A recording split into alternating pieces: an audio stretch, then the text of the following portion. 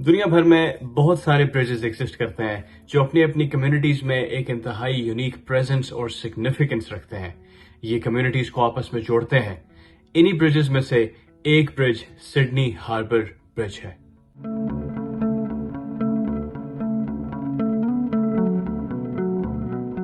Sydney کا harbour one of the most fascinating harbours in the world ہے.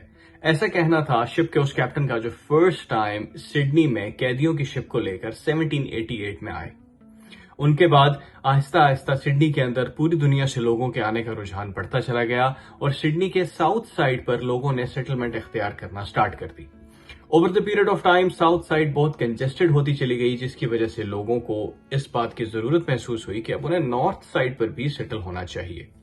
اس time پر north اور south کو آپس میں کنیکٹ کرنے کے لیے کوئی ڈائریکٹ لنک ایگزسٹ نہیں کرتا تھا، جس کی وجہ سے لوگوں کو اوور دا لینڈ ٹریول کر کے نارتھ سائڈ پر جانا پڑتا تھا. اسی اپرچونٹی کو دیکھتے ہوئے کچھ بزنس مین لوگوں نے فیریز چلانا سٹارٹ کر دی جو کہ ساؤتھ سائڈ سے لوگوں کو بٹھاتی تھیں اور نارتھ سائڈ پر جا کر اتار دیتی تھیں.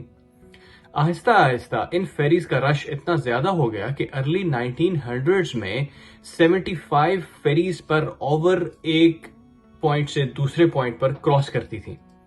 یہ رش اتنا بڑھ گیا کہ پانی کے اندر فیریز کی ٹریفک جام ہونا شروع ہو گئی اور فیریز آپس میں ٹکرانا شروع ہو گئی، جس کی وجہ سے بہت سارے لوگوں کی جان بھی چلی گئی.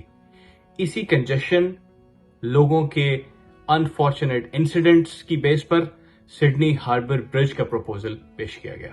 جان بریڈفیلڈ کو 1914 میں چیف انجینئر اپوائنٹ کیا گیا سڈنی ہاربر برج کی کنسٹرکشن کا. کنسٹرکشن کا کام سٹارٹ ہونے ہی والا تھا کہ ورلڈ وار سٹارٹ ہو گئی، جس کی وجہ سے construction got delayed and it finally started in 1923. John Bradfield and Dorman Long کا یہ steel arch bridge design was very ambitious and inspired by New York's Hell's Gate Bridge at that time. Construction process جب start ہوا تو سب سے پہلے demolition اور site clearing کا process آیا، جس کی وجہ سے 469 ایگزسٹنگ بلڈنگز کو ڈیمولش کیا گیا، جن کے اندر بہت سارے لوگ رہتے تھے اور ان کو اس وقت کے حساب سے کوئی کمپنسیشن پرووائڈ نہ کی گئی. ان کے بہت درد بھرے لیٹرز جو انہوں نے اس وقت کی نیو ساؤتھ ویلز حکومت کو لکھے وہ آج بھی ریکارڈز کا حصہ ہیں. سائٹ کلیئرنس کے بعد the construction of the approach spans was the second step.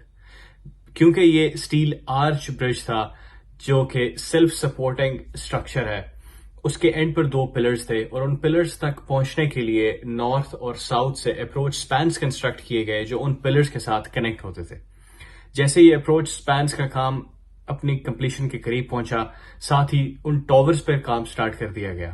Towers کی کمپلیشن کے بعد آرچ بلڈنگ سٹارٹ ہوئی، جس کے لیے on site very huge largest ever creeper cranes establish کی گئیں اور ان کریپر کرینز نے آہستہ آہستہ کینٹیلیور سیکشنز کے تھرو آرچ کی کنسٹرکشن کا کام سٹارٹ کیا.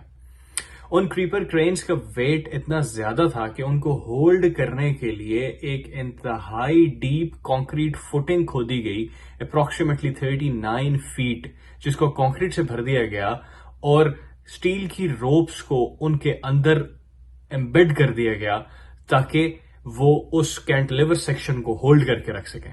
Steel arch construction took approximately 2 years of time to complete, and for the first time in 1930 August, the both ends of the arches from the north and the south met at the junction point.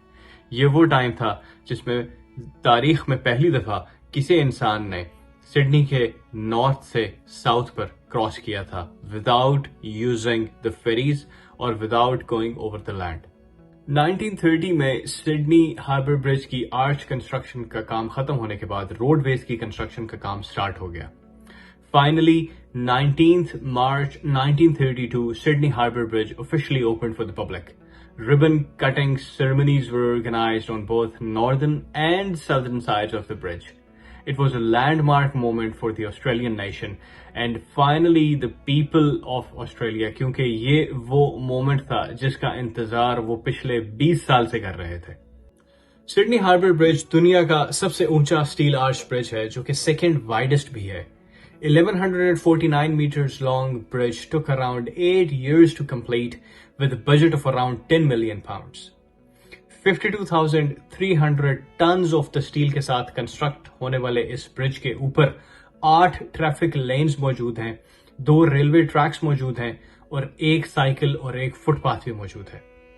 हर साल पूरी दुनिया से लोग इस bridge को देखने के लिए सिडनी आते हैं और अप्रिशिएट करते हैं डॉर्मन लॉन्ग और जेम्स ब्रैडफील्ड के डिजाइन एंड विजन को। वो इस बात को भी अप्रिशिएट करते हैं कि 469 लोगों ने अपने हाउस होल्ड्स की कुर्बानी दी थी to make the construction of this bridge possible. इसके साथ साथ वो उन 16 जिंदगियों को भी सलाम पेश करते हैं जो कि इस ब्रिज की कंस्ट्रक्शन के दौरान जाया हुई। मैं उम्मीद करता हूं कि ये कंटेंट आपके लिए यूजफुल था। Thank you very much for listening.